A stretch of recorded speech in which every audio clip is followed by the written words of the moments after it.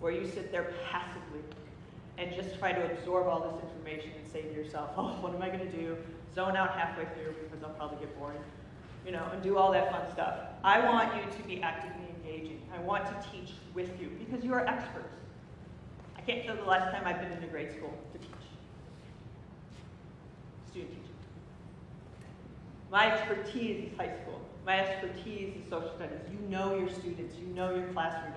You know what's going on. I want to be able for you to share those experiences not only with me as we go through this as you reflect, but also sharing those experiences when we go into sections with the people that you're going to be meeting. Some of those people you've known, they were part of your school. Some of those people might be you see across on the basketball court or on playing fields. And now is an opportunity to engage and talk about our challenges, talk about these students, talk about the individuals that we have in our classrooms, and how we can better improve our instruction, how we can reach each and every one of those. And that's the end goal. So you're going to have opportunities throughout this session where we are going to be taking breaks, where I'll be calling reflection timeouts, where you're going to be filling out some paperwork, talking to the person next to you, just kind of talking about your classroom so we can make this applicable. So that by the time you leave this conference today, you can have 1, 2, maybe 3 things that you really want to work on over the summer and integrate into your classroom next fall. Okay. So that's my goal, as well as this. So I think the best way to start is to tell you how I got where I am. And my journey to UDL. After spending 10 years at Luther Preparatory School as a tutor and then in instruction, I spent 4 years at Rocky Mountain Lutheran High School in Denver, Colorado. Talk about a culture shock. Walk into that school, there's 5 teachers, full-time teachers. I am the social studies department. That's just me. I teach all the social studies from 9th through 12th grade. Not only that, I teach English, I teach Phi Ed, I teach algebra, felt very bad for the kids. I was a coach, I was a drama teacher. I mean, talk about all the hats that I wore. The enrollment, by the time when I got to Rocky Mountain, which was about to celebrate its 10th year of being established, was 70 students. The picture you see before you is my last enrollment at Rocky Mountain. This was my last year in 2013. It is these kids that made me decide to do what I did in my research towards my PhD. Because when I taught sophomore world history, I taught the whole sophomore class, all 20. When I taught American history to the juniors, I taught all 10 of the juniors. When I taught government and I taught English to the seniors, I taught to all 15 of them. How do I reach all of those students? It was the biggest challenge in my life. Because when I look at my 20, particularly the 20 sophomores that really made me decide that I have to be a better general ed teacher, that I have to find a means upon which to reach these students, I had students that were A students, and then I had students who were D students, and there was barely anything in between. And the few that were in between, that's what I always taught to, was that B student. And figuring my A students would make up because they were self-determined enough, they were self-regulated enough, they would figure it out, they would ask the questions. But I never had so many C and lower students. And how do I engage them? And I felt constantly like all I was doing was taking my instructional strategies, and I was thinking and looking at my learning goals, and I was just closing my eyes and throwing this dart into this dark room of my classroom and praying that what I was doing was sticking to at least one of those students. I realized it wasn't. Because I didn't have enough tools in my toolbox. I knew what good teaching was. I understood good teaching. I was good teaching. But I still was not reaching all of my students. My A student was sitting in the back of the room, read the textbook within the first 3 weeks of the class, and never did another thing. And he passed every test. My average students engaged, they were fine, they were having fun because they were relating to where I was teaching. The young man that you see up there in the Broncos shirt, he was the most challenging student I ever faced. He loved the Savior.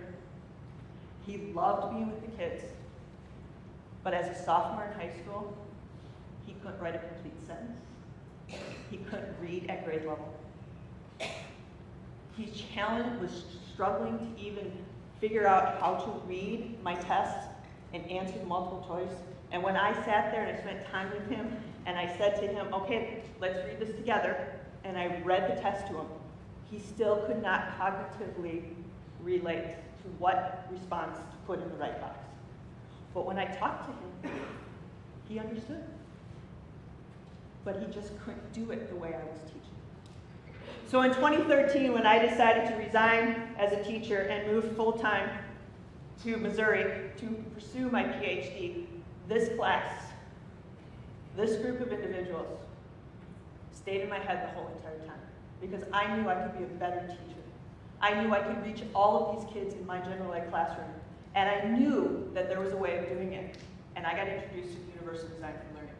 And once I started unpacking that, I realized that as a general ed teacher, if I keep my goals firm, intentionalize my decisions, and look at the way upon which all of my students come into my classroom, understand those predictable barriers, help them overcome them, I can get all of these kids to be successful in my class.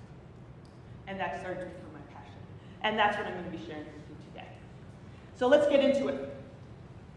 Exploring our assumptions and beliefs.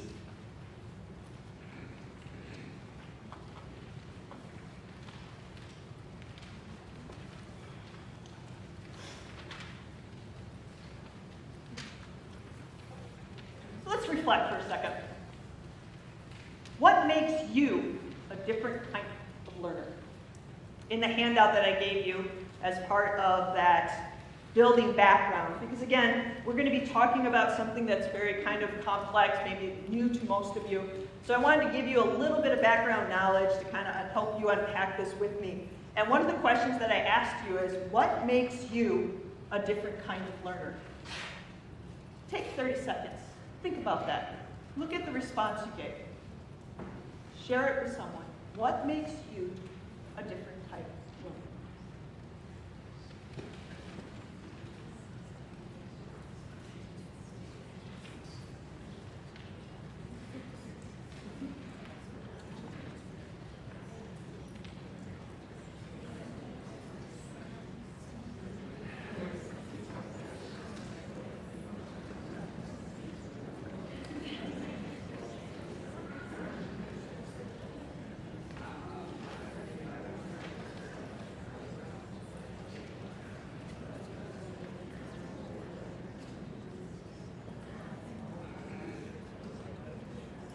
All right.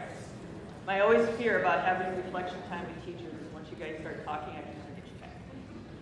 Especially when you haven't seen each other for a long time. Okay.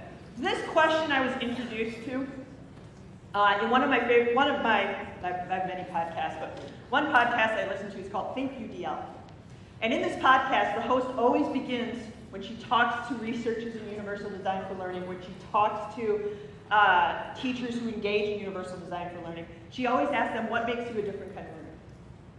And it's fascinating to hear some of these researchers talk about it because I've never thought about that.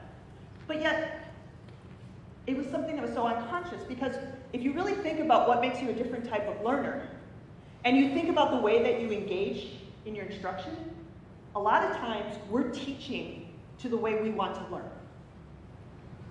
So if you're the kind of learner who's like, oh man, I love sitting in the back of the auditorium, I love being on my laptop, and I love just pushing in notes and just sitting there. Maybe at the high school level, I have a couple other tabs open where I'm checking my fantasy football, maybe checking Facebook, but I'm sitting there passionately. I'm all about the lecture. I'm all about the people, the teacher lecturing to me. And if that's the way you learn, then sometimes that becomes the way to teach. I stand up, I teach to you. I'm going to tell you all these facts that I know, and I'm going to have you all regurgitated at the end. 1492, go. Excellent. Did he really? Why? We never talked about the why. But we always said, oh, that's what you do, that's what you do. If you're the kind of teacher or the kind of student who likes group work, and you always found yourself to be able to be in those groups and be successful, most likely you're going to be instructing your students to do the same thing. Most students do not like group work, especially your A students, because they're like going, woo, I'm always going to be the one who's doing all the work and doing all of this, ... But unpacking what makes you a different type of learner really helps us to understand our philosophy, helps us to understand our purpose. And think about that. Why do we teach? What is your purpose for teaching? What is your purpose for instruction?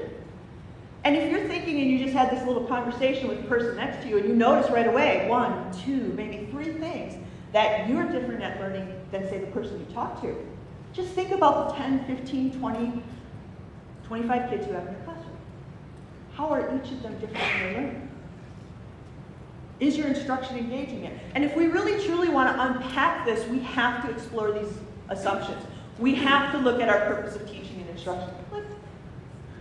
We have to be saying, because ultimately it is the teacher's knowledge, your capacity, your capability, your finesse, the understanding, all of that stuff is what makes you and your learning come through. It's what constitutes your pedagogy. It's how you make your decisions. And after 10, 15, 20, 30, 40 years of teaching, how has that changed?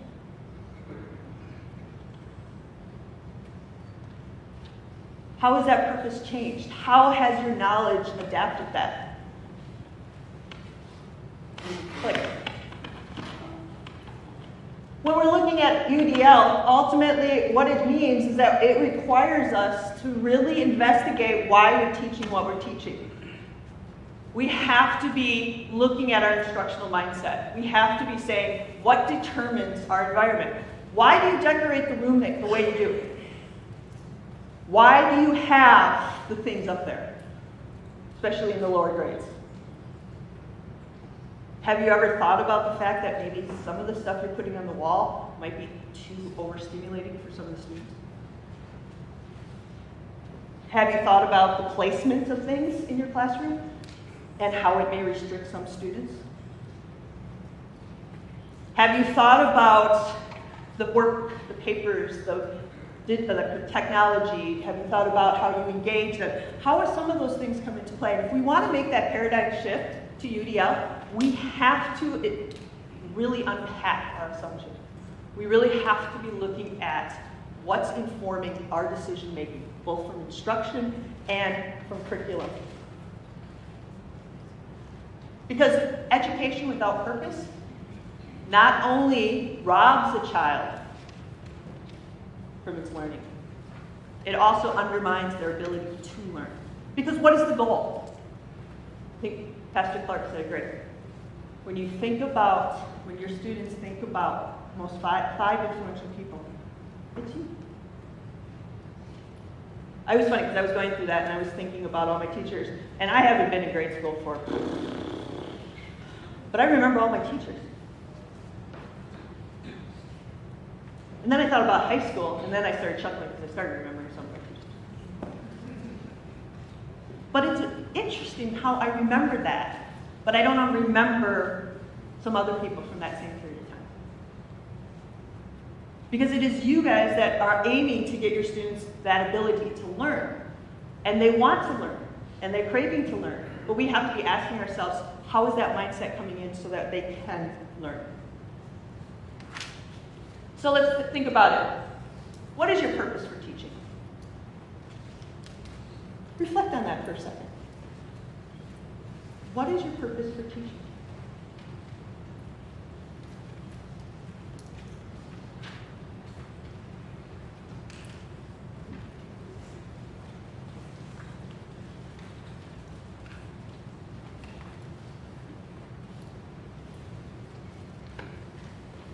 Now, as Christian educators, obviously our number one purpose is to share the gospel message, to educate, to be that influence, to help provide them with the foundation that is found in our Christian education. But when we start looking at the content, we start looking at other things, what's driving you to teach? When you look at teaching, what is your mindset towards that? What assumptions do you have about the way you teach and how you teach? How does that then play in when you start looking at your students? Whether it's that student that seems to be the one that always is jumping around and can't stay seated in his chair, or that one student that always seems to be closed off, just constantly reading and reading and reading and reading and reading, and you can't get the book out of that person's little one's hand because all they want to do is read. What is your purpose for teaching? And then you have to be asking yourself is, what is your purpose for engaging in that content?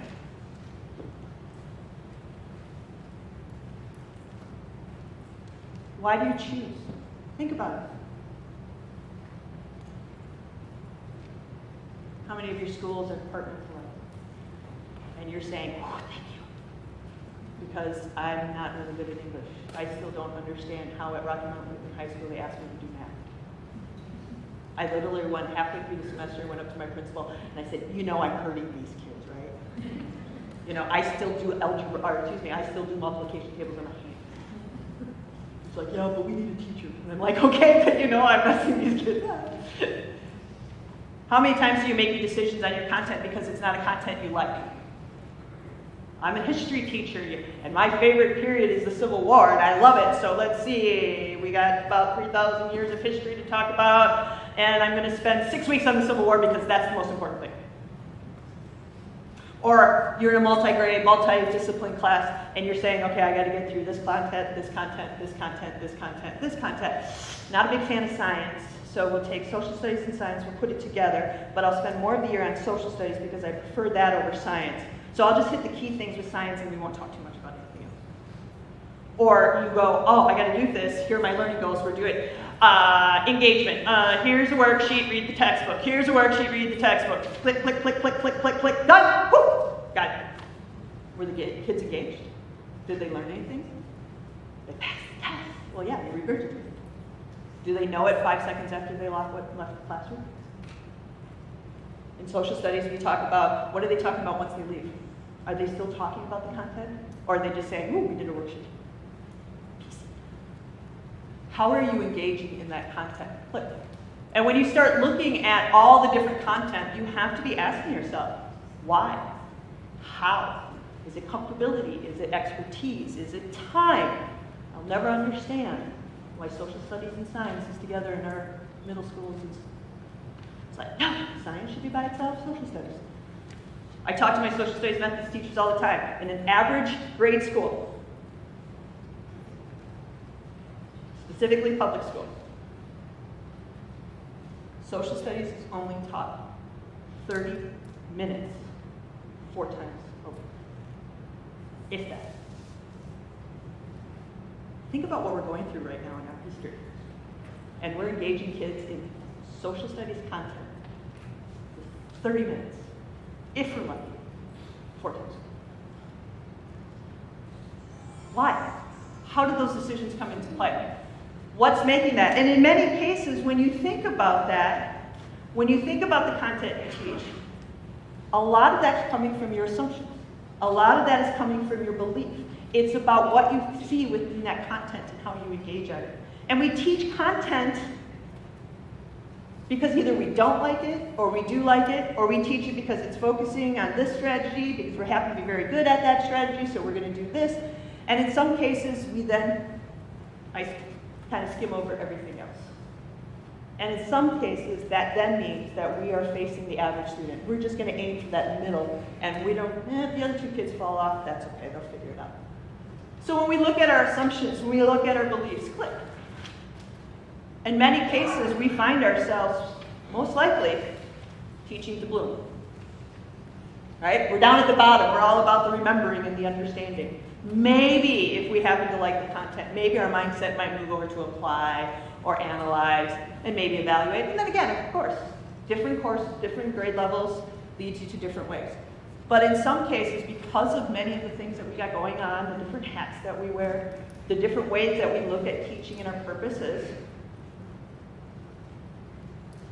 we may be challenging this. So again, reflect for a second. Where do you find your teaching?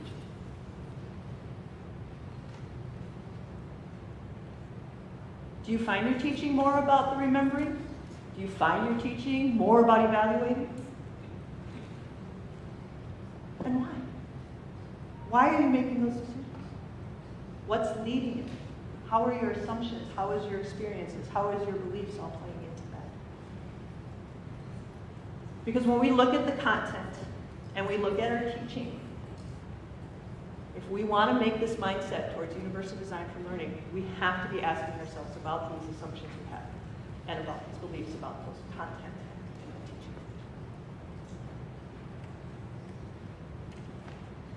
And of course, the next one. How do you view your students? What assumptions do you have about your students? What beliefs do you have about the students? Click.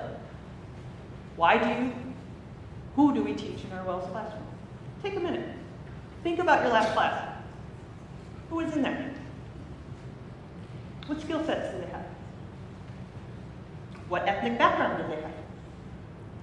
What was their family like? Or not like? What assumptions did you have about the children that were sitting before you?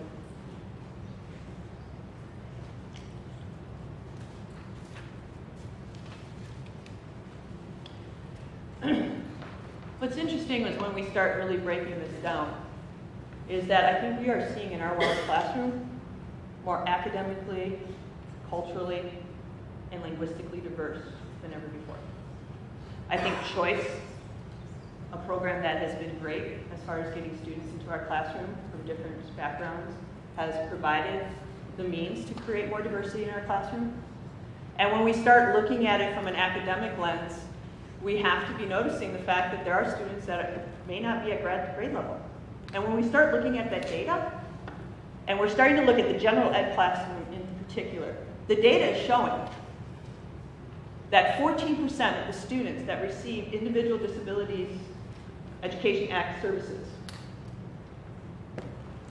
who are on an IEP, 14% of them are receiving those benefits. Of those 14%, 64% of students with learning disabilities, that is one category in particular, special learning disabilities, specific learning disabilities, 64% of those students, which is probably the category that most of our students fall into if they receive special services. 80% of them are receiving those services in our general ed classrooms. And you as a general ed teacher are doing it. That's a lot to think about. And when we think about that 14% of the public school students who receive IDEA benefits, 71 of those with disabilities have specific learning disabilities. 40% of those have autism. Autism since 2008 has almost tripled. And they're in our general ed classroom.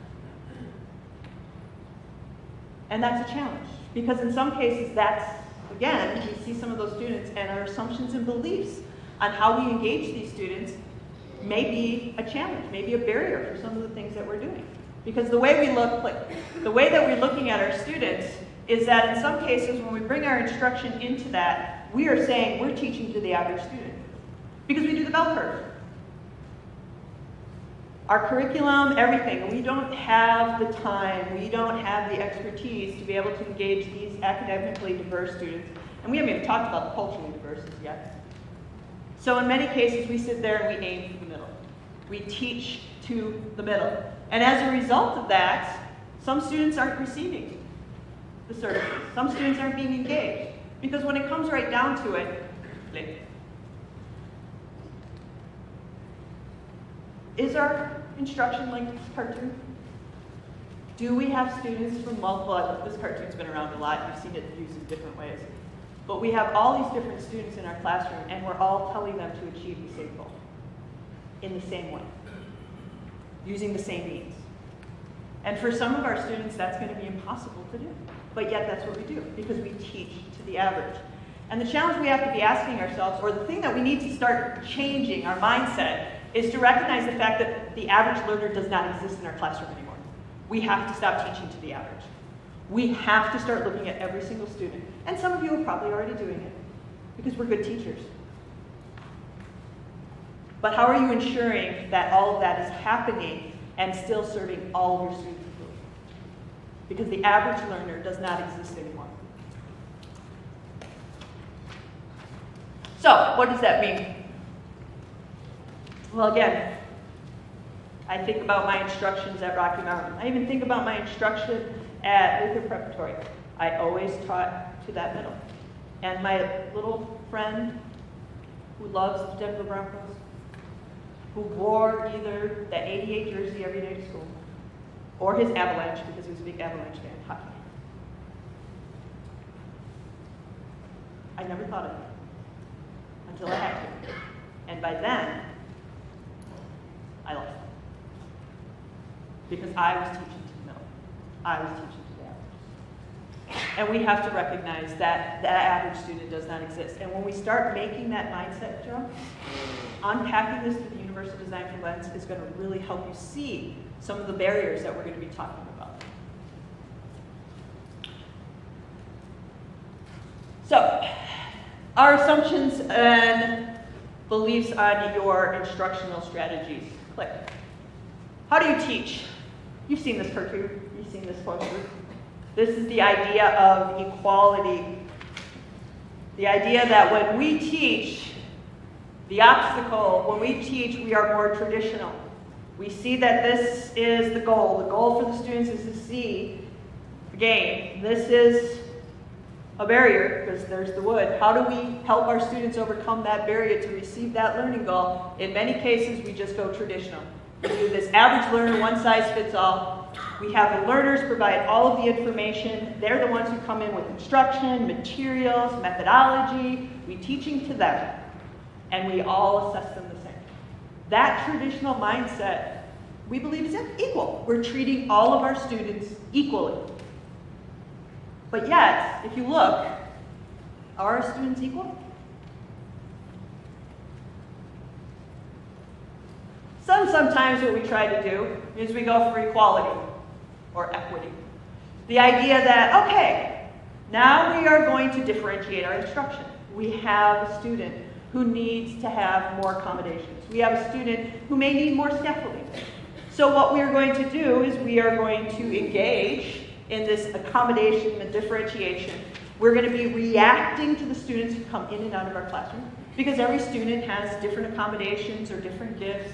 So we're going to look at that student and we're going to say, okay, we're going to accommodate you here. Meanwhile, we're going to go over here. We're going to be kind of eliminating ourselves on the assumptions of what we have with students. Because when we start looking at our students from an accommodational aspect in our general ed classroom, we are creating a level of deficit thinking.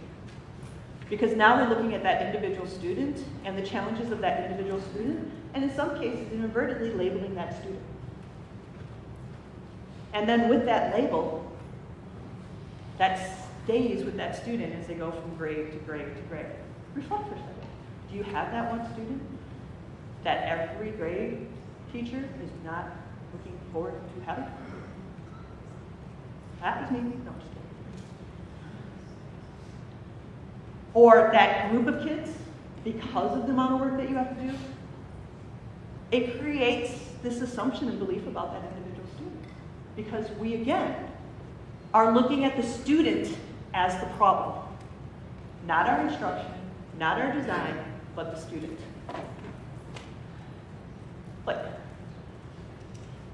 So when we keep in mind that the average student does not exist, we want to start thinking of this idea that, in the 21st century, there's a lot more student skills that we have to come and play. Students are coming from all different backgrounds, they're becoming more culturally diverse.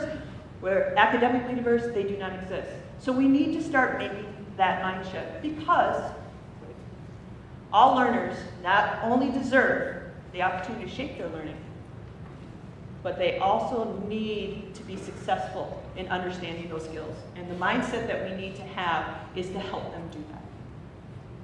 And sometimes that's a challenge.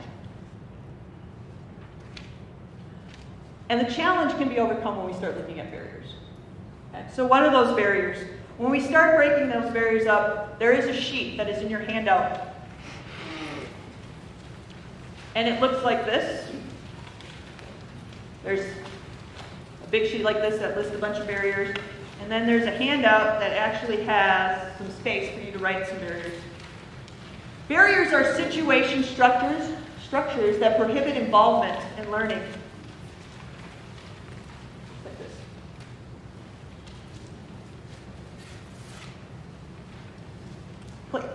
So when you're thinking about the way you teach your class, you're thinking about your assumptions, you're thinking about your beliefs, what are some of the things that might be a challenge for the students? What are some of the academic?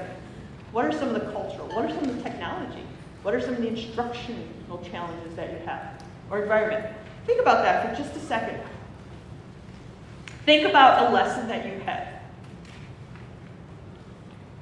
that you just recently taught. What might be an academic predictable barrier? When you look at the sheets that kind of list some of those, how many of you have thought about that? How many of you have thought about the fact that maybe when you give a test, students might not be able to read the test? They might not be able to write the answer. How many of you have thought about when you look at some of those things with your academics, the abilities of students, that maybe the students can't focus on completing that test? Or if you look at the motivation, what about with learning? What are some of the academic things that might have come into play when not only with the test, but if you look at the other sheet, just some general stuff. Is the assignment too hard? Is the assignment too easy? How much writing do they have to do? Does the student actually know how to write? Do they know how to hold a pencil? These are predictable barriers that we need to be keeping in our heads as we're starting to think about who our students are. If I am teaching a social studies class and I'm teaching primary sources, one of the first things I tell my methods kids is, what is a predictable barrier? Well, can my students read that primary source? Well, if it's from John Smith or Christopher Columbus, most likely they're not going to know the English because it's not the way we talk today. So what are you doing to help the students overcome that? How are you helping so that the students can actually engage in that document so that they can actually ask the questions and help them? Because not all of your students, especially in the high school level, and again, I'm talking to my high school teachers here, on average, high school students are 2 to 3 grade levels below in reading. And if you think about maybe your middle school class, you may know a few students who are below in that reading. What are you doing to make sure that they can be successful in that reading of that text? What about the engagement that they have with the worksheet? Filling out the numbers, technology. I mean, all of that stuff kind of comes into play, and there are a lot of predictable barriers when you keep your goals in mind. Also, when you think about culture, how much of a background knowledge does your students have about the content you're teaching? I provided you with some background knowledge information because I wanted to make this more edifying for you. But I do tell my methods kids, when we're talking about some things like maybe early agricultural evolution in our classrooms in middle school, you might want to make sure that your students understand what agricultural is. Because some of your students may not know what a cow looks like. Or they may not understand a farm. Or they may not understand how to actually farm a field because that's not in their background. So how are you going to build new knowledge if you don't understand what they know? And then how are you going to bring in what they know so that they can actually connect it to what you're trying to teach? And with all the diversity that we're seeing from the cultural level, it's important to understand that and how we can engage them and bring their culture into our classroom. Technology. I found it extremely fascinating at the college level that when I tell my college students to please attach their paper to Moodle or our learner module, and they have no idea how to attach it. So then I say, attach it to your email, and they go, how do you attach it to your email? I make an assumption they know how to do this. They are technology savvy college students. Unfortunately, it's something they just don't do. Are we thinking about that when we use our technology? So again, looking at those predictable barriers, because what we want to be doing and what our goal is to change to this proactive mindset. And this proactive mindset is looking at the barrier. If you remember that picture that I showed you, click. There's the same picture, but the barrier has changed.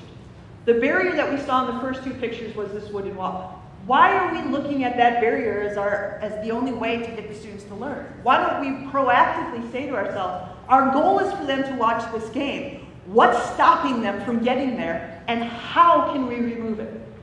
How can we change it? And what the Universal Design for Learning does, it gets you to think about that barrier. Because maybe the best solution is to do that type of barrier. Allowing everyone to see where they are at. Maybe it's remove it completely. But we have to have that proactive mindset. Click. And that proactive mindset leads us to become more flexible. Because now we maintain our learning goals, but now we're looking at flexible ways to engage our students in those goals. We're looking at addressing the barriers, those predictable barriers that you listed, those ones that you're going to be listing even more when we go to sectional. What lesson, the lesson you brought, the lesson you just completed, what are some of those predictable barriers, and how are we going to address that so that our students can achieve the goal? Because the goal is what we want. Goal doesn't change, just how they get there. And it's okay that people come from different ways, as long as the goal is being attained. And of course, it's going to meet the needs of all students, because now you're going to be providing opportunities for students who may struggle with reading to be engaging at their level, while you might have others that are with worksheets, others that are doing it a different way, because we're meeting the needs of all the students, because we're looking at the barrier. And of course, we're empowering our students. Universal design for learning is not teaching to students, which I seem to be doing a lot to you right now, is teaching to you. It's teaching with them. It's empowering them to understand the choices they have and empowering them to make the right choice so that they can become expert learners. Click. Because when we look at it all together, you can see some of the challenges. You can see how each of them kind of come into play. When we look at them side by side, we could be asking ourselves, where do we fall? Do we find ourselves being more traditional? Do we find ourselves being differentiated instructions? Which is good teaching. You are meeting the needs of your students. But when you think about it from a universal design lens, who's to say that accommodation for that one student cannot be used to all the students? Just because that student needs it doesn't mean another student in your class could not benefit from that same accommodation. But yet we seem in differentiation to react instead of proactively think about how that could play out. And that's the goal, is to be proactive, to look at our environment, to look at our culture, to look at how we design our curriculum to make sure that it's meeting the needs of the variability of all of our students and eliminating those barriers. So how does that work? Well, maybe I should ask this. What's going to be your biggest barrier for you guys to make the mindset to universal design for learning? And this is the phrase I hear all the time, because that's the way we all work. So I'm challenging you today to not think about that barrier, how you've always done it, and ask yourself those critical questions of how am I serving all of my students proactively to eliminate those barriers. And universal design helps that. Click. Because the challenge you're going to have with this, and this is a challenge I face daily, is that you're going to have to become vulnerable. And sometimes part of our assumptions and beliefs are the fact that we don't want to change. We're comfortable in our little box. Let me teach in my box. I don't want to put myself out there. I don't want to make myself a target because that scares me. But you have to be a little vulnerable, because it's through that vulnerability that you're going to start questioning why you're doing what you're doing, what your mindset is, and you're going to look at things from a different lens, because you're going to look at these barriers, and you're going to say, all my students are struggling from that barrier.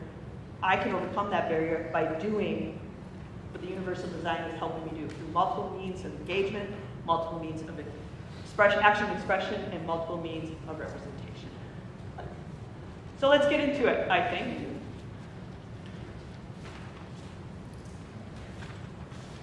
The changing of our mind. First step, planning from design. Universal is a design, not a planning. So when you plan, you're understanding first, visualizing, and then coming from a solution. With universal design for learning, we're going solution first.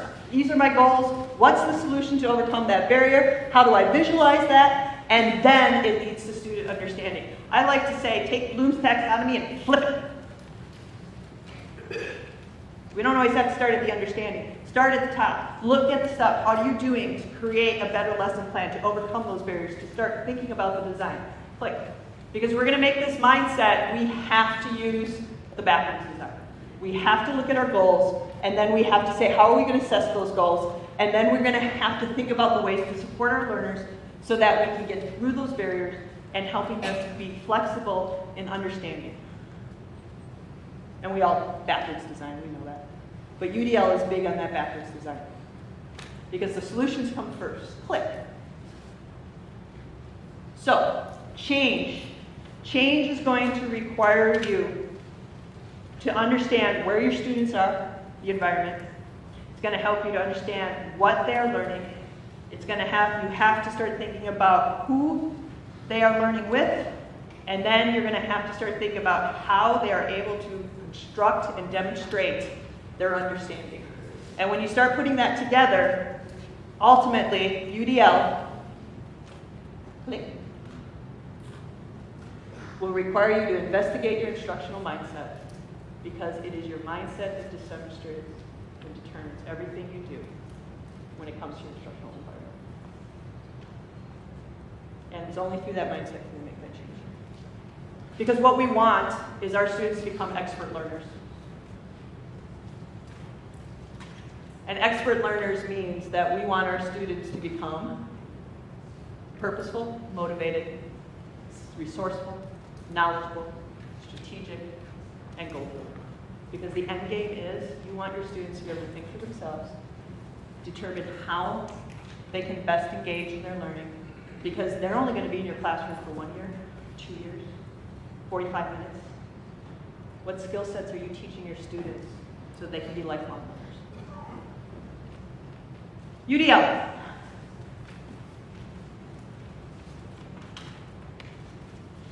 Again, UDL is driven by goals. You have your knowledge goals, you have your skill goals, you have your perception goals. And when you look at your knowledge goals, you're looking at what you were learning. When you're looking at your skill goals that you teach, you're looking at how of learning. And when you're looking at your perception, you're looking at how the students' attitudes and beliefs are. So when we start breaking this down from the universal design for learning, it's based on brain research that connects on each network of the brain. And those networks come into play when we look at 3 principles. And those principles are multiple means of engagement, multiple means of representation, multiple means of action expression. So when we look at multiple means of engagement, we are talking about the why. Multiple means of representation, we're talking about the what. Multiple means of action expression, we're talking about the how. So now let's talk about the principles in practice. Multiple means of engagement. When you're engaging in the multiple means, when you're engaging in this multiple mean, you're looking at creating purposeful, meaningful, motivated learners. So the question that you have to be asking yourself is, what is the barrier in a student's engagement? And in some case, that might be getting them motivated to learn. The idea of getting them to recruit that interest, to actually sustain some sort of regulation. Through the multiple means of engagement, we're able to kind of help that. Because these are strategies that are going to help prime the students to learn.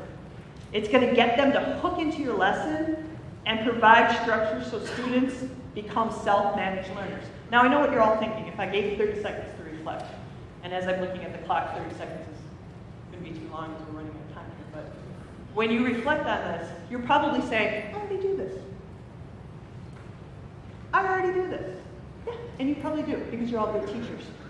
But do you intentionalize it? Or is it a response to? I'm asking you to intentionalize it through the barriers. I'm asking you to look at the barriers and really intentionalize what is going to be the challenge in recruiting students. So when you think about this, Universal Design for Learning provides you with some guidelines that can help you unpack each of those. And in your sectional, you're going to unpack each of those. But to give you an example, if I'm going to be engaging in a lesson with multiple means of engagement to recruit interest, I might want to be asking myself, who are the students in my classroom? What are the cultural backgrounds? How can I bring those into play? I might want to be structuring some time, keeping them organized. When you might also be doing things like feedback, group work, different ways that you can get the students to actually engage. What's a great thing to do to help students stay engaged is what I see up there. And I do in class, there's a nice little timer that tells me how many minutes I have left. I put that up in my class all the time. Because I say to my kids, we're doing group work.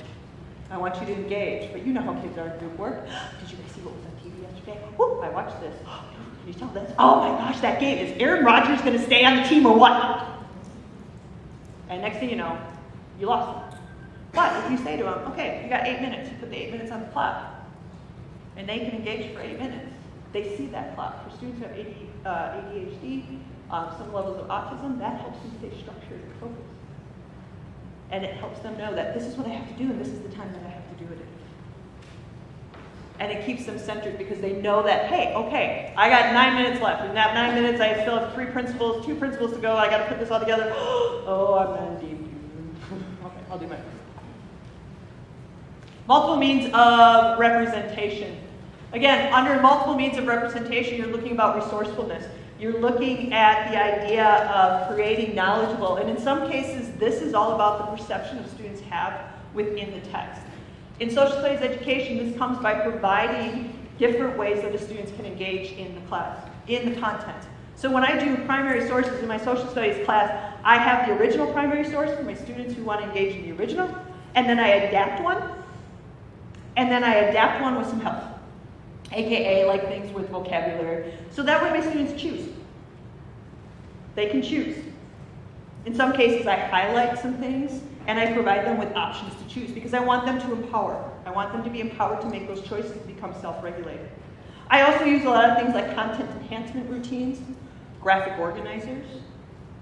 Some of those graphic organizers are completely blank and a student can choose to have a completely blank one. Some of those graphic organizers might have the title and might have the question that we're going to be engaging in. So that way they know where they're focused and they can choose which one. In some cases with representations, I do checklists so that I do text sizes. I do different ways of engaging. If you haven't noticed on the PowerPoint, what's going on? There is closed captioning. Have you ever put closed caption on your videos when you watch a video in class? Have you ever thought about putting closed caption? Maybe some of your kids need closed caption because they get distracted with background noise. Have you ever done a lecture with closed caption? So that way kids who are taking notes knows what you said. When you think about your handouts, what's the text size? How much white space do you put in? Do you give notes to the kids and it's literally line, line, line, line, line, line, line, line, line? And they're like, do you know that certain color paper actually stimulates more engagement than others? So don't pick bright yellow notes to hand up to your students because they're going to go, oh! But a light blue is very common.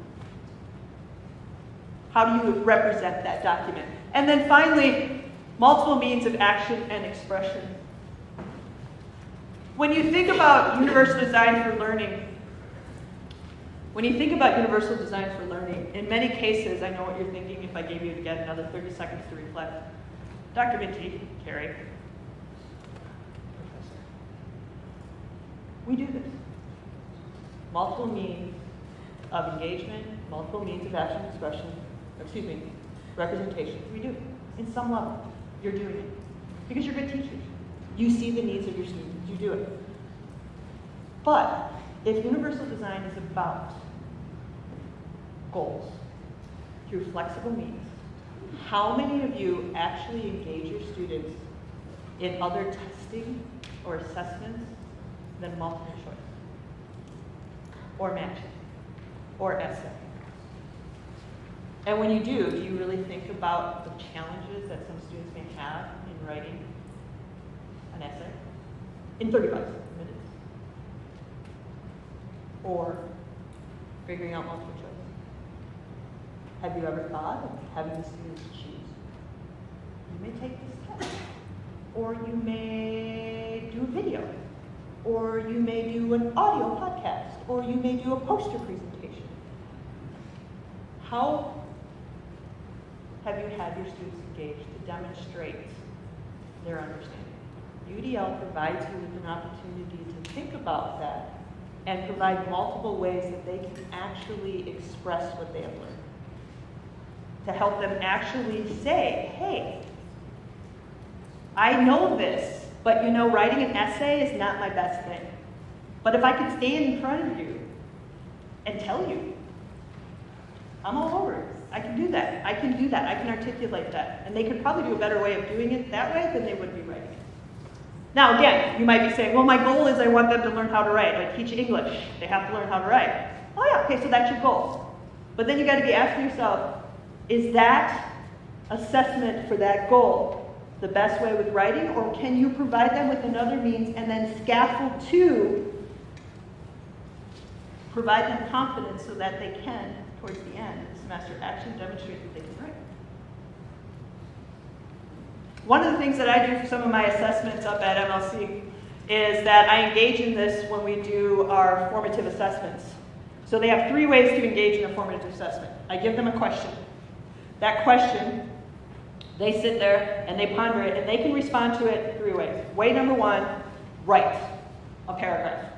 Use complete sentences, articulate your understanding, bring in key concepts, write it. If you don't want to write, do a podcast. Hit the video thing, hit the audio thing, and then just tell me, okay? Or, if you would prefer to do some sort of more demonstration, you can also do a video. 3 ways. On average, I have most students write because they're college kids. But I do get a handful that have come up to me and said, thank you. Thank you for allowing me to be able to do audio or video, because I'm able to speak a little bit more about this. I understand that, and I have a lot of things going on right now. I have a lot of writing, and it's just kind of nice to be able to hit record and just tell you what I learned. Okay. Now, for the younger grades, obviously, low tech, high tech, no tech, universal design for learning comes out of assisted technology for special education. So the use of technology is key. How are you helping students engage? And today, more than ever, we have technology at our fingertips. I use Flipgrids for students to share. I have opportunities, for them to do poster presentations with no low tech. I have opportunities for them to take a PowerPoint or Google Slides and present their knowledge that way. At any grade level, these kids are more tech savvy in many cases than what we are. And you cannot tell me in kindergarten that some of your kids don't have cell phones already. Because if they're not, high five the parents. More kids at a younger age have access to technology, and why aren't we using it to help them express themselves and their understanding? When you think about some of the other things when it comes to it, goals and strategy, how are we helping our kids to make checklists? I was told by my sister not to talk about my nieces because most of her teachers are in this room. So don't tell her. But my niece, both of them, struggle with organization. Don't go in her room. And providing them with a checklist, providing them with these opportunities to sit here and plan and organize and really get them to think about what they have to do, and Logical has really helped them. Because now they're able to sit here and kind of think to themselves, okay, executive function, if I put this checklist together, I put this timeline, I know it's going to take me so much time to do something. Did you notice that when I gave you your work, that I told you how long it was going to take you to engage in it? Having kids, having that opportunity for students can help them then say, okay, it's going to take me 90 minutes to do this, and this is what I need to come out with it, and then I can checklist it as I go into my expression, so that way I know that, hey, this is what I've done. And that helps students, because again, what we want to be doing when we take a look at these multiple means is that we want to be able to create this opportunity for our students to be expert learners. And to do that, we want to make sure that we are intentionally designing our curriculum and our instruction. And that through that intentional design of having flexible means, goals, firm goals, flexible means, we're able to make informed decisions about our students. Make informed decisions about how we can reach all of our students. We can make those informed decisions to ensure that all of our students have access to the curriculum. Not just the average students, but all. Because universal design for learning is about this intentionalizing. Whether it's your physical layout, think about your classroom. Think about some of the barriers in your environment. I'm struggling at MLC because I can't teach in the same classroom. Now, we're not even going to talk about COVID. I taught in the basement of the chapel. I have 35 kids in my class. They live 6 feet apart. It wasn't fun. But I think about if I had my own classroom, what would be on the walls? What intentionally would I put on the walls to help my students engage? What would I put in the walls to help my students be able to represent the content so my students can understand? How am I displaying my students' work? How am I distributing my work? I was talking to a kindergarten, first and second grade teacher about a year ago, and we were talking about the environment. We were talking about the intentional design of her classroom. And she said about a year ago, so she got into this big superhero thing. So she put all these superheroes all over her room. And each superhero, Marvel. Okay, we won't talk about that. Marvel, and each of them were up there, bright colors, heavily displayed, and each of them represented a certain kind of engagement and this, that, and the kids seemed to like it the first year. So she decided to keep it up for the second year. She taught first and second grade in the same classroom. By the time the third-year roll came rolling around, and a first grader was now a second grader, the teacher decided enough's enough, we're done. I'm going to do something else, I'm going to put it down. And one of the students came up to her and said, thank you. She's like, well, why? She goes, for taking all that stuff down. And she's like, well, why? I thought you liked that. She goes, it distracted me. I spent more time looking at them than listening to you. I asked her, have you ever thought of asking your students what to put on the wall? How they respond to that? How much are you empowering your students to be in making those decisions? How much are you looking at the fact that maybe this clutter of space that you have on your walls is actually more distracting? Some of it represents great, but are you looking at it? Where are you distributing things in your classroom? Do you have that one basket in the back? And the students come in and grab that one basket? What if some students can't come? They come through the other door, or they forget about it. Do they have to go all the way back and you make some sort of comment? Well, you're supposed to pick that up at the door. Why didn't you pick it up at the door? Well, why do you have it at the door? Why don't you have it in the front of the classroom? Why don't you have it in multiple spaces? UDL helps you think about that with your physical space. UDL helps you to think about your instruction and how you engage in some of those things. UDL helps you to say, if this is what I want my students, this is my learning goal. I want my students to understand, again, speaking of history, the Civil Rights Movement. What is it that I want them to get out of that? What are the barriers that they may have? What are some of the things that I'm going to have them engage in the activities? What's going to be some of the challenges? And how am I going to help them overcome that? Not for just the one student in my classroom, but for all of the students. Universal design helps you to intentionally think about that. So when we start thinking about our lesson plans and we start going into play, first thing, again, we need to be asking ourselves is what is the goal and what is the barriers? We need to identify the barriers in our classrooms. We need to identify the barriers that are either preference, those things that are going to help students, that are going to be the things that students are going to have to have challenges with. And then we look at those barriers through the lens of our goals. And when we start developing specific, flexible goal statements that allow those students, the goals are not changing, they're firm in their accomplishments, but they're flexible in the means upon which that we come through, then we're going to start saying to our students, we're going to start seeing our students become more actively involved. And then we're going to develop that assessment so that way they are going to be able to demonstrate their understanding. And then from there, we are going to do the methods and materials to do that. And then from there, we're going to reflect. The big thing with universal design for learning and making that mindset jump is that we have to reflect. I had moments with you throughout this keynote to kind of reflect a little bit on your teaching. You had moments to read some of that documents and write some questions and answer some response to flips. A good teacher always reflects. Growth mindset. We all know that. You guys are doing that. But the question comes in then is, what are you doing with that reflection?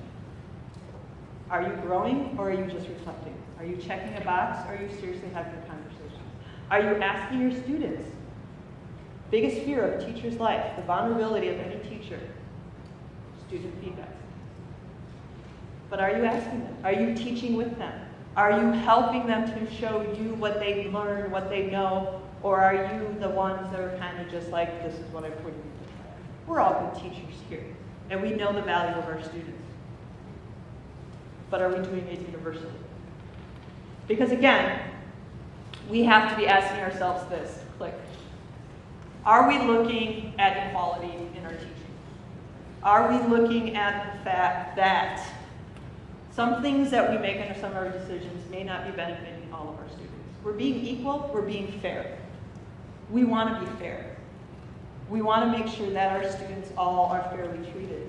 But being fair does not always mean success. Or are we looking at it more from an equitable? Are we removing the barriers? And we are providing adequate support. We are meeting the needs of individual students in the classroom. And that's great. But are we doing it for all of our students? Are the students who we are becoming equitable to, are they all gaining meaningful learning? Can they become expert learners? Are they self-regulated? Or are we starting to making that mind shift towards universal design and really starting to unpack, and we'll do that more in the sectionals, of what it means to take one of our goals, to take the activity, and to look at it through the lens of what are the barriers, and what do those barriers mean for all of our students, and how can we help all of our students go through that? And by providing this opportunity where we can maybe have some kids working independent, the student chooses maybe small groups, the students maybe engage it in this way or that way. In any way, they're engaging at their pace around their stuff that meets their needs, where they're taking ownership and they are being empowered to learn. And we are driving the vehicle to help them see through our UDL lens what their barriers are and how they can learn to overcome those barriers once they leave. Because that's the goal. We want to have expert learners. So what does this mean moving forward?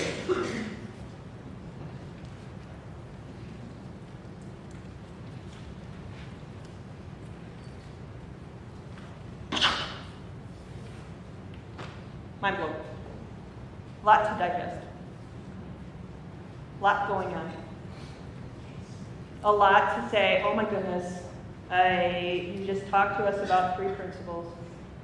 You kind of addressed what some of them are, and obviously in sectional we're going to unpack that a little bit more as you can go into the guidelines and look at what each of them are, the suggestions. You're going to be kind of thinking about your barriers, and you're going to be saying, oh, you know, I do that, nothing to take away with. Or you're going to be saying, whew, I can do this. There's so much going on. And you're right, there is. And you can't do it all. But ask yourself right now, what one area could you address? Think of the content you teach.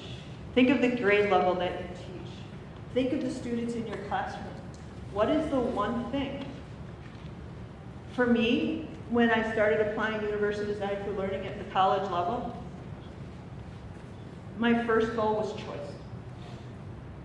I wanted my students to have choice. Now, I can't just go, all right, I'm going to put this worksheet together, I'm going to put this graphic organizer, I'm going to adapt this primary source, I'm going to do this, and go, whoosh! All right, shoot, go, ooh, I'm done. No, it's not how it works. I'm still the teacher. I still have to scaffold. I still have to engage. I still have to instruct. I still have to walk them through it. I can't just empower them because some students aren't ready to be empowered. Some students are not mature enough or are not cognitively developed enough to really. But if you scaffold these things in a way that you're teaching with your students, you're going to see the students start making some choices that are going to benefit them because they're feeling a little bit of this, you know, this isn't working for me, can I try this? And one choice, just making one extra choice. For example, in multiple means of action expression, the one choice I made was in my World Regional Geography course. where I told the students that they can choose between writing a 5-paragraph essay that answers the question, or they can do a concept map, which I love, and describe how this question, and answer this question through a concept map. I had 50-50. Because some kids visualize. And having that concept map and showing what the main question was and going off and doing this and drawing the connections and making it into a hot mess, and having linking verbs in between each of them, demonstrated for them and to me that they knew it just as well as someone who wrote a 5-paragraph essay. Now, the question you're probably saying is, oh, how do you assess that? Because they're two different words. The outcome is the same. The goal is the same. The rubrics that I used was the same. I just looked at it differently. Because I read an essay different than I look at a concept map. But my goals were the same. The accomplishments of those goals, whether it was poor, excellent, accomplished, amazing, smiley face, have smiley face, whatever you use for your rubrics was the same. It didn't change. So a student can't come up to me and say, well, you gave her a better grade or him a better grade because you did a concept map than me in my writing. I'd be like, no, look at the rubrics. It's exactly the same. You demonstrated different. +1. That +1 allowed me to reflect. That +1 allowed me to sit back and say, okay, now what can I do to make it better? And I've changed it. I've changed my rubrics, I've changed the directions, I've changed the outcomes. Not the outcomes, but I've changed it here and there to make it better for the students. And I've added another option. And now the students get you. +1. Think about that one thing that you could possibly do to make sure that all the students, you know your students, you probably know your students better than anyone. But we as general ed teachers, through the Universal Design for Learning lens, can provide the means upon which to make sure that all of our students have equal access to the curriculum when we start making that paradigm shift to universal design. So as we start moving forward today and we start looking at some of the things that we're going to be doing in our sectional work, I want you to kind of keep in mind your learning goals. I want you to keep in mind those barriers and use the sheets that we have available to you. I want you to start thinking about that lesson plan that you brought or lesson plan you recently did and ask yourself, how can I apply universal design for learning? Look at those guidelines and say, okay, if I just maybe change the font, maybe if I just change the way that I present, use a graphic organizer in this way or that way, maybe if I just change my environment and create pods or have different kinds of things around in the room to help students have less distraction and more activity, then take those one step. But then it's important. You reflect. You reflect. And you don't only just reflect, you have the students reflect on how they engage and have that conversation, because the goal is to teach with the students and give them the empowerment to become expert learners. And it's a process that starts in kindergarten and goes all the way to adulthood.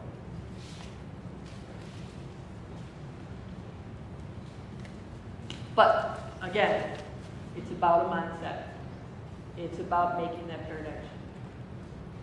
Because UDL has the means and the vehicle to ensure that all students become expert learners. With that being said, we have about 5-6 minutes. Click. Any questions?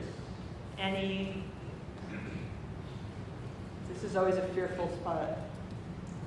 You've had opportunity to reflect, you've got a little bit of engagement. I kind of threw a lot at you.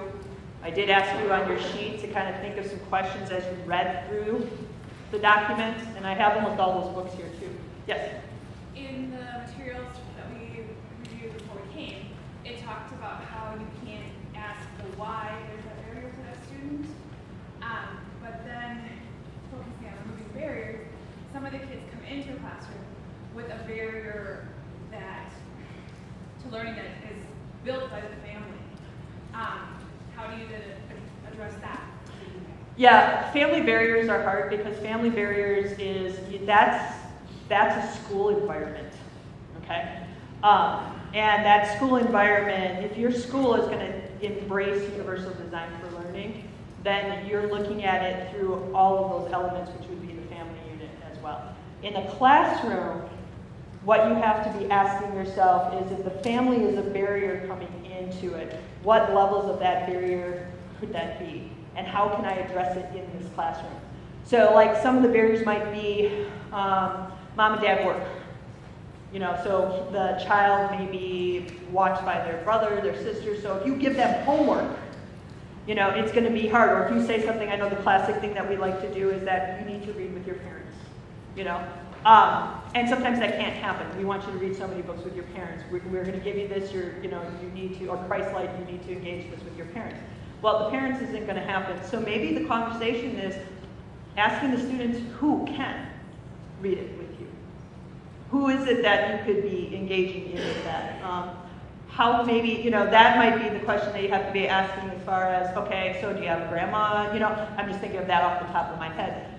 Or, maybe it's a big sister. Or maybe what you do is you set up, if the child happens to be in after school care because they're waiting for a parent, maybe you make arrangements for an 8th grader to spend time with that student to be able to engage them in that activity. I mean, when you start thinking about what that barrier is, then your mind starts going, okay, what could be solutions that I come into play? And then, of course, the biggest thing is that you have to collaborate and you have to communicate. Universal design is about collaboration. It is about communication. You can't just do this on your own in your own little island. It takes having the conversations of reflecting with multiple people and engaging the students and getting self-reflect. So maybe it's having a conversation with the parent. And if the parents are of the kind where it's hard to communicate with them, have a conversation with the student.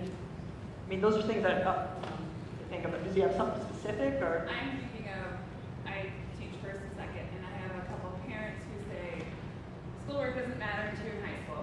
Ooh. I also have parents who routinely take kids out for fun events, and so by actions don't support that school's an important thing. Mm-hmm. So I'm thinking of those specific barriers. Right. Well, those are again barriers where you have to say, okay, if this is a student that you're seeing that, oh, hey, it's opening day reopening day for the Brewers, and that's where they're going, then you're going to say, okay, what are they missing, and how can I help that student get caught up?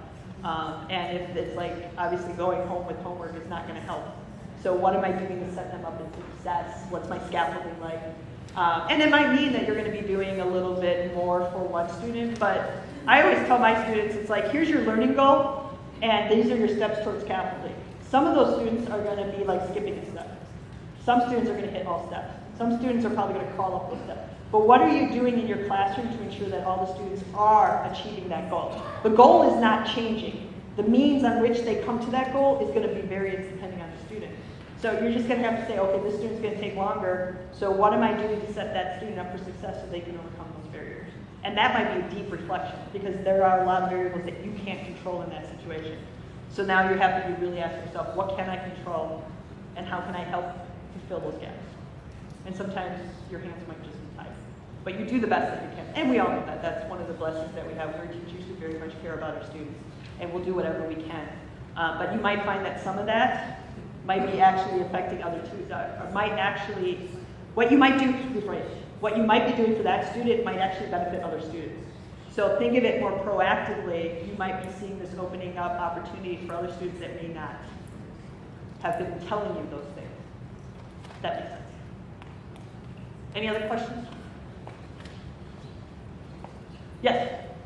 When you give the choices, what if you have certain students that you want to pick choice A, but they keep choosing choice C instead? Do you make some choices mandatory for some students? You can. And I mean, a lot of that comes down to the student. I mean, you could kind of, a lot of times, I get that question from my students all the time. It's like, actually, I just had that question like 3 weeks ago. Okay, how do I do this? There's a couple ways that you can handle that. One, you know your student, and you're seeing what their progression is. If you provide them multiple choices, you are hoping that the goal is that the students will always make the right choice based on their learning. They'll see that this is going to benefit me the most. If you have a student who's choosing the lesser, because that student may be motivated by not wanting to do work, or might be that lazy student. That's an opportunity for you to be really asking yourself why. Why are they choosing that? Okay? And have that conversation. Have the student self-reflect on it. Okay, so you chose this one over this one. Can you tell me, can you self-reflect on that? What was it that from this one that didn't lead you to take this one? And they may tell you. They may say, well, last night we had, what's the classic one? So we had after school, mom picked me up, and then we had to take my sister to the soccer game, and then I had to have basketball practice, and then after basketball practice, my dad had to go to this meeting, and then we had to do this, and by the time I went to bed, it was not, and then I didn't get a chance to do it, or do the background.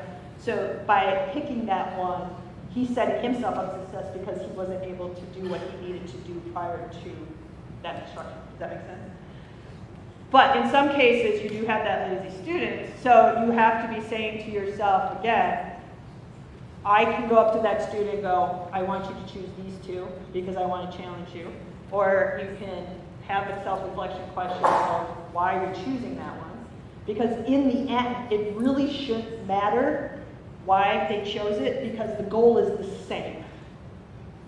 If he chooses or she chooses the lower one, or the one that has more steps in it already laid out for them instead of the one that's blank that they can accomplish, they're still going to be able to achieve the goal. The way they did it might be an easy way, but then you have to ask yourself, how is the action and expression coming into play with that? Because he still has to demonstrate his knowledge of that. So if he took the one or she took the one that was kind of partially filled out or the easier read, is that overly a bad thing? No, because the goal is the same. They're just getting at it in a different meaning. Now you have to ask yourself, how does he just demonstrate his action and expression at the back end? Is that making sense? But for me, it's a tool for conversation with the student. Because some students, that's a day that they may need to have that choice versus the other choice because of what was happening at home or how they're feeling that day. And then it's an opportunity for us as teachers to really get to know our students and what's going on. And why did you choose that? Self-reflect on why you chose that. And in the end, if my goals and my assessments maintain the same, it shouldn't really matter whether that student took that one versus that one because it's still going to go to the end result of achieving an understanding of that goal and a demonstration of that goal. Okay. All right. Well, thank you. We're out of time, I just noticed. Thank you for this great opportunity. Looking forward to some of the work that you're doing with sectionals and hopefully getting you to apply this into your future lessons. Thank you. Please join me in thanking Dr. Lindsay for sharing your passion and expertise.